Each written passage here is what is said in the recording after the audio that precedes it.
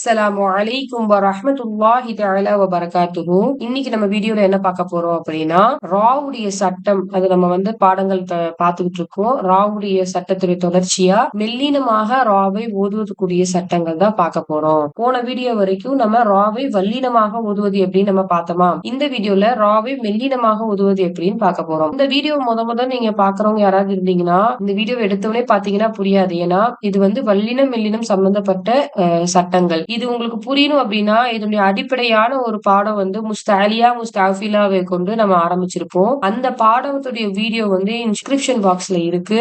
நீங்க போய் பாத்தீங்கன்னா, அப்பதான் உங்களுக்கு இந்த பாடம் என்னன்றது புரிய வரும்.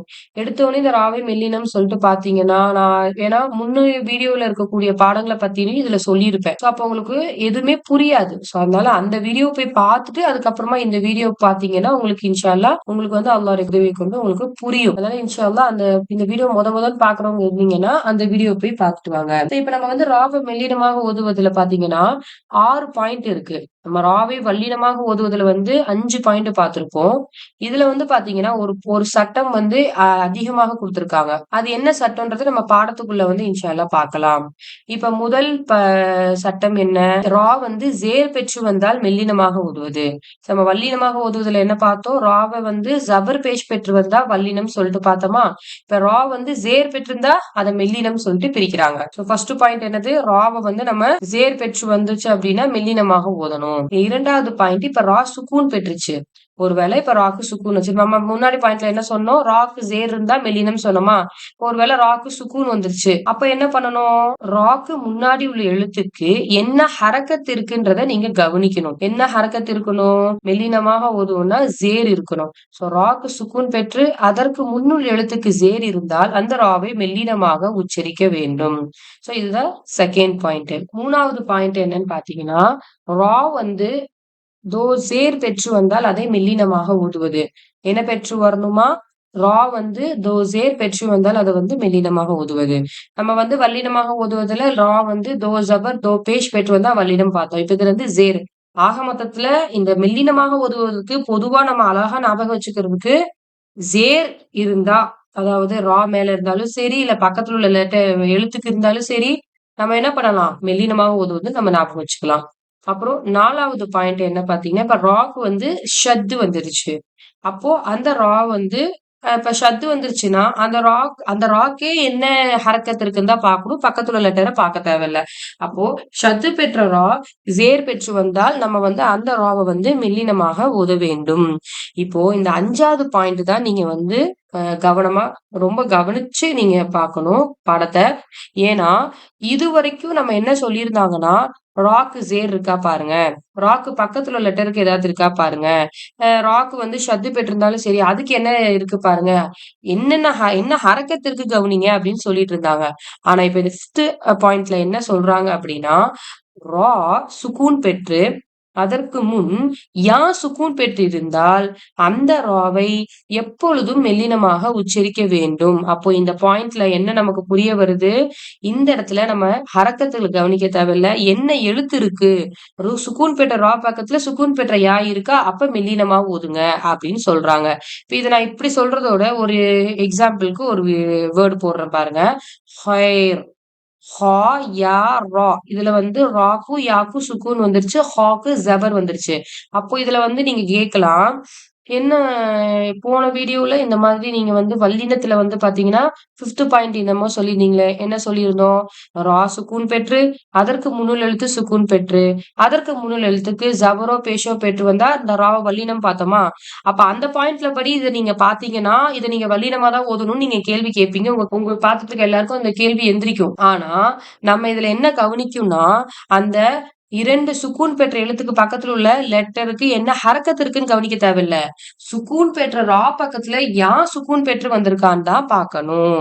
அப்ப அப்படி வந்துருச்சு அப்படின்னா, நம்ம என்ன பண்ணணும்னா, இத நம்ம பக்கத்துல உள்ள எழுத்துக்கு என்ன ஹரக்கத் இருக்குன்னு பார்க்காம, நம்ம ராவ சுக்கூன் பெற்ற ராவ மெல்லினமாக ஓதணும். அதுக்கு தான் அவங்க கரெக்ட்டா மென்ஷன் பண்ணியிருக்காங்க. எப்பொழுதும் என்ன பண்ணியிருக்காங்க? எப்பொழுதும். எப்பொழுதும்னா என்னது? அந்த என்ன பக்கத்துல ஹரக்கத் வந்தாலும் ஓகே. ராவ சுக்கூன் பெற்ற யா பக்கத்துல பார்த்தாலே முடிஞ்சுச்சு. நம்ம மெல்லினமா தான் ஓதணும். அததான் அந்த எப்பொழுதும் மென்ஷன் பண்ணியிருக்காங்க. நம்ம சபர் வந்துருச்சு, வல்லினமா ஓதணும். பேஷ் வந்துருச்சு, வல்லினமா ஓதணும். அப்படின்னு சொல்லிட்டு நம்ம வந்து அது முடிவு பண்ணக்கூடாது. ஜேர் வந்துருச்சு, அப்பதான் மெல்லினம்னு கிடையாது. இந்த 5th பாயிண்ட் உடைய கருத்து என்னன்னா, ரா சுக்கூன் பெற்று அதற்கு முன் சுக்கூன் பெற்ற யா இருந்தால் அந்த ராவை எப்பொழுதும் மெல்லினமாக ஓத வேண்டும். இப்ப இதுக்கு இன்னொரு உதாரணம் வயர், லாது யா ரா. அப்ப ரா சுக்கூன் பெற்றிருக்கா, அதுக்கு பக்கத்துல உள்ள எழுத்துக்கு யா சுக்கூன் பெற்றுச்சு. இப்ப இத பார்த்தோனே நம்ம டக்குன்னு முடிவு பண்ணிடலாம், இந்த ராவை வந்து நம்ம மெல்லினமா தான் உச்சரிக்கணும் அப்படின்னு சொல்லிட்டு. பக்கத்துல லாதுக்கு ஜபர் இருக்கே அப்படின்னு நம்ம யோசிக்க கூடாது. ஏன், இந்த மெல்லினமாக ஓதக்கூடிய ரூல்ஸ்ல 5th பாயிண்ட் உடைய மீனிங்கே இதுதான். ஹரக்கத்துக்களை கவனிக்க கூடாது, அந்த எழுத்தை தான் கவனிக்கணும். இதுலயே பாத்தீங்கன்னா பஸ்வீர், நஸ்வீர் அப்படின்னு இருக்கு பாருங்க. இப்ப இதுல முன்னாடி வந்து சுவாதுக்கும் 2 சுவாதுக்கும் ஜேர் வந்திருக்கு. இப்ப இதனால இந்த ராவை வந்து மெல்லினமா ஓதலாமா? கிடையாது. ஏன்னா ரா சுக்கூன் பெற்று அதுக்கு முன்னுள் எழுத்து யா சுக்கூன் பெற்று இருக்கதால இதை எப்பொழுதுமே இந்த ராவை வந்து மெல்லினமாக ஓத வேண்டும். இது புரிஞ்சிருக்கும்னு நினைக்கிறேன். ஒருவேளை இது புரியல அப்படின்னா இன்ஷா அல்லாஹ் கமெண்ட் பாக்ஸ்ல கமெண்ட் பண்ணுங்க. அல்லாஹ்வுடைய உதவி கொண்டு உங்களுக்கு நான் புரிய வைக்கிறேன். இப்ப அடுத்து 6th பாயிண்ட் என்னன்னு பாத்தீங்கன்னா, ரா வந்து சுக்கூன் பெற்று அதற்கு முன்னுள் எழுத்து சுக்கூன் பெற்று அதற்கு முன்னுள் எழுத்துக்கு ஜேர் இருந்தால் மெல்லினமாக ஓத வேண்டும். அப்ப இது வந்து நம்ம வல்லினமாக பார்த்தோம்னா அந்த 5th பாயிண்ட் அதனுடைய அடிப்படையில தான் இந்த பாயிண்ட் வருது.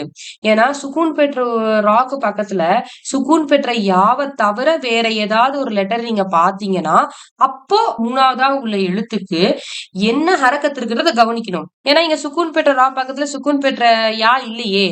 சோ யா இல்லாதனால 3வதா உள்ள எழுத்துக்கு ஜபர் இருக்கா, பேஷ் இருக்கா, ஜேர் இருக்கான்னு கவனிச்சு இது வல்லினமா மெல்லினமான்னு சொல்லிட்டு இந்த சுக்கூன் பெற்ற ராவா நம்ம கண்டுபிடிக்கலாம். ஒருவேளை சுக்கூன் பெற்ற ரா பக்கத்துல சுக்கூன் பெற்ற யா பாத்தீங்கன்னா அந்த 3வதா உள்ள எழுத்தை நம்ம வந்து ராவை வந்து மெல்லினமா ஓதிட்டு போலாம். ஒருவேளை சுக்கூன் பெற்ற ரா பக்கத்துல சுக்கூன் பெற்ற யாவை பார்க்கல அப்படின்னா 3வதா உள்ள எழுத்துக்கு என்ன ஹரக்கத்து இருக்கிறது கவனிச்சு வல்லினமா மெல்லினமான்னு சொல்லிட்டு நீங்க பிரித்தறிந்து ஓத வேண்டும். சோ இப்ப இதுல வந்து பாத்தீங்கன்னா இந்த 6 பாயிண்ட்டுகளும் பாயிண்டா பார்க்கும்போது அப்படி கஷ்டமா தான் இருக்கும். அத வந்து ஒரு பயிற்சி பண்ணீங்க அப்படின்னா ஈஸியா இருக்கும். இப்ப பாருங்க, ரிஜாலுன், என்னது ரிஜாலுன், இதுல ரா வந்து பாத்தீங்கன்னா ஜேர் பெற்று வந்திருக்கு. அப்போ ரா மெல்லினமா ஓத வேண்டும். அடுத்து ஜீமுக்கு மெல்லினம் தான். ஏன் மெல்லினம்? இது முஸ்தாஃபிலாவுடைய லெட்டர். அடுத்து லாமும் முஸ்தாஃபிலாவுடைய லெட்டர். அப்ப இந்த 3மே மெல்லினம் தான். அந்த 3க்குமே எப்படி இருக்கணும் வாயி? வல்லினமாகவும் ஓதக்கூடியதுக்கும் மெல்லினமாக எப்படி நம்ம கரெக்டா கண்டுபிடிச்சு ஓதுறதுக்கு நம்ம வந்து நான் ஒரு ஹிண்ட் மாதிரி கொடுத்திருப்பேன். வல்லினமா ஓதணும் அப்படின்னா வாய் ஓவல் ஷேப்ல வச்சுக்கணும். மெல்லினமானா வாய் வந்து ஸ்மைலி ஷேப்ல வரணும் அப்படின்னு சொல்லிட்டு சொல்லியிருப்பேன். அப்ப பாத்தீங்கன்னா இந்த 3 எழுத்துக்குமே நம்ம வாய் வந்து ஸ்மைலியா தான் வரணும். நம்ம உதடு ரிஜாலுன், ரிஜாலுன், அந்த ஜா லா அப்படி வரக்கூடாது. இது எல்லாம் ஜா லா, அந்த ரிஜாலுன், அவ்வளவுதான். இப்ப இதுல வந்து ஜீம் வந்து பாத்தீங்கன்னா பக்கத்துல அலிஃப் வந்திருக்கு. இப்ப நம்ம ஸ்டாலியாவுடைய எழுத்துக்கு இப்ப சட்டங்கள்ல இருந்து பாத்துட்டு இது புரியும். அலிஃபுடைய சட்டம் நடத்திருப்பேன். அலிஃபுடைய சட்டம் என்ன? அலிஃபுக்கு முந்தின எழுத்துக்கு வல்லின லெட்டர் இருந்தா அந்த அலிஃபுடைய சவுண்டை வல்லினமா கொண்டு வரணும். அலிஃபுக்கு முந்தின எழுத்துக்கு மெல்லின லெட்டர் இருந்தா அந்த அலிஃபுடைய சவுண்டை மெல்லினமா கொண்டு வரணும்னு படிச்சிருப்போமா?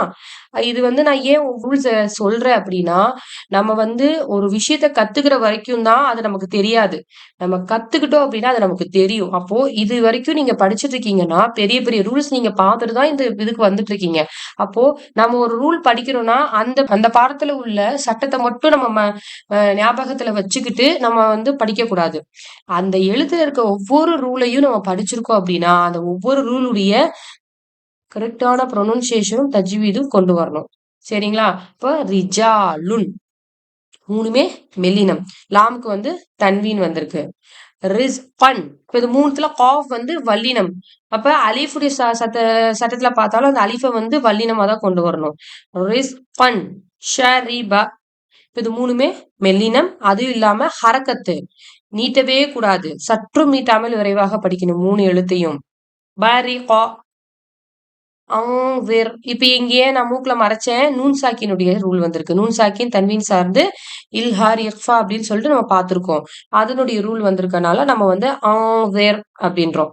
அடுத்தது ஃபேர், ஆவுனா, முன், ஹமேர், வாஸ்பேர், இப்ப இதெல்லாம் வந்து மேல வந்து ராக்கு ஜேர் வந்தா வந்துருந்துச்சு. அடுத்து சுக்கூன் பெற்ற ரா பக்கத்துல ஜேர் இருந்தா நம்ம வந்து மெல்லினமா படிக்கணும் அப்படின்றதுக்காக தான் செகண்ட் லைனு.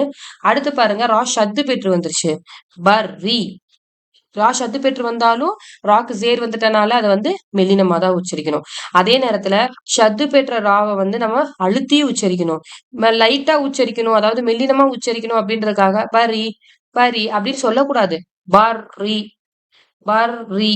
அந்த ரீயத்தான் ரி சொல்லாம ரி அப்படின்னு லைட்டா சொல்லுமே தவிர அந்த ராக்கு கொஞ்சம் அழுத்தம் கொடுக்கணும்.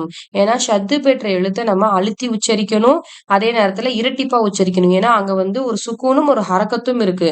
ஒரு சுக்கூனும் ஒரு ஹரக்கத்தும் சேர்த்தாதான் ஷத்து. அப்போ இங்க ரா வந்து ஹரக்கத் பெற்ற ரா வெளியில தெரியுது, சுக்கூன் பெற்ற ரா உள்ள மறைஞ்சிருக்கு. அப்போ பர் ரி பிர் ரி து ஹர் ரி மு முஸ்தமிர் ரின். இப்ப அடுத்து நான் கீழே கொடுத்த எல்லாமே வந்து அந்த 5th பாயிண்ட் இருக்குல்ல, அதனுடைய எக்ஸாம்பிள்ஸ் தான்.